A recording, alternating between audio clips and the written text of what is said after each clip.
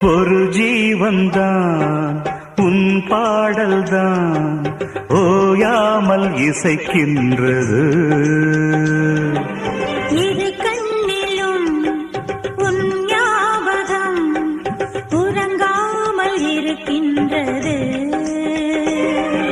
பாசங்களும் பந்தங்களும் பிரித்தாலும் பிரியாதது.